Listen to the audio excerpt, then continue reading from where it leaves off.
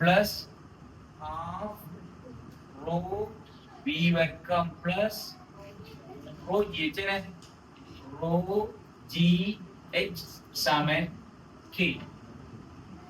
சரியா? இதான் என்னது பெர்ன்லியின் தத்துவத்திலிருந்து பெறப்பட்ட சமன்பாடு. இதை கூட கேட்கலாம். பெர்ன்லியின் தத்துவத்திலிருந்து பெறப்பட்ட தொடர்பை குறிப்பிட்டு ஒவ்வொரு பகுதியையும் என்ன செய்ய சொல்லலாம் அவங்க வரைவிலக்கணப்படுத்துங்க என்று கேட்டா, இது அமுக்கம், இது அலகுக்கென உழவு இயக்க சக்தி, இது அலகுக்கென உழவு அழுத்த சக்தி. இதுக்கு அப்புறம் அடுத்த கேள்வி என்ன கேட்கலாம் இதுக்குள்ள, இது ஒரு கிடை மட்டமாக இருந்தா, பெர்ன்லியின் தத்துவம் ஒரு கிடை மட்டத்துல பாவிச்சா அதுக்குரிய தொடர்பு ரெண்டையும் கேட்கலாம். கேட்டா p plus half rho v வர்க்கம், இந்த rho g என்ன செய்யாது, வராது. ரெண்டு சந்தர்ப்பத்துக்கு பாவிக்கக்குள்ள இவர் இச்சும் மற்ற பக்கம் இருக்கிற இச்சும் என்ன சமன். இப்ப நீங்க இதை எழுதக்குள்ள எப்படித்தானே எழுதுவீங்க, p plus half rho v1 வர்க்கம் சக rho g h1 சமன். இது p1, இது p2 plus half rho v2 வர்க்கம் சக rho g h2. இப்படிதான் எடுக்கும். அப்ப ஒரே கிடைமட்டமாக இருந்தா இந்த h1 சமன் என்னது h2.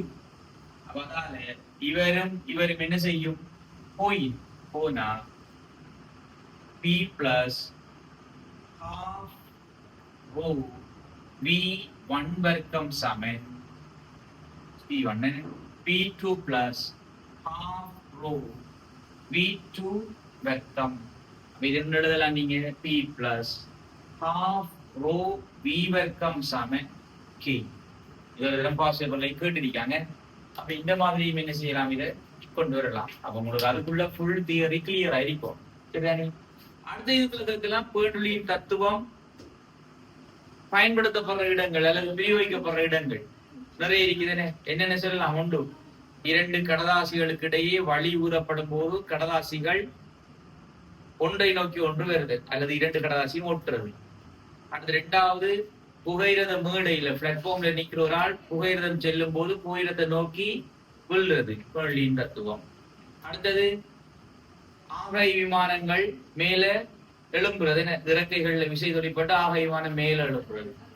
அல்லது சூறாவளி காற்று அடிக்கும் போது அல்லது அதிகூடிய காற்று வீசும் போது வீட்டுக்கூரைகள் தூக்கி வீசப்படுறது, சுழல் பந்து வீசுறது, தெளிகருவிட இயக்கம் அல்லது தெளிகருவியின் பயன்பாடு, பென்சன் சுடரெடுப்பு. இது அவ்வளவு என்ன செய்யலாம் சொல்லலாம் இதுக்குள்ள நீங்க. அப்ப இதுல ஏதாவது ஒன்று தந்து போட்டு வீட்டையோ வீட்டுற கூரையோ அல்லது விமானம் ஒன்றையோ தந்து போட்டோ இது எப்படி தொழிற்படுது என்று சொல்லி கேட்கலாம். அப்ப அங்க வேகம் கூறுற இடத்துல அமுக்கம் குறையும், அமுக்கம் குறைஞ்சா விசை குறையும், விசை குறைஞ்சா மற்ற பக்கம் விசை கூடும், அதால் அது தூக்கும். அருவிக்கோட்டுல இந்த வளைவான பாதையில வேகம் கூடுது, இந்த ஐடியா வச்சு கொண்டு நீங்க சொல்லலாம். அப்ப அதான் அந்த இதுக்கு அப்புறம் ஒரு கணக்கு போடலாம். அவங்க கணக்கு போட்டா என்ன, ஃபுல் எஸ்ஏ ஒன்று மாதிரி வந்து விளங்கிட்டா கணக்கை போட்டு பகுதி பகுதியா உடைச்சு கொண்டு. ஓகே, சரிதானே? அப்ப அதை வச்சு கொண்டுதான் இந்த கேள்வி கேட்டிருக்கு.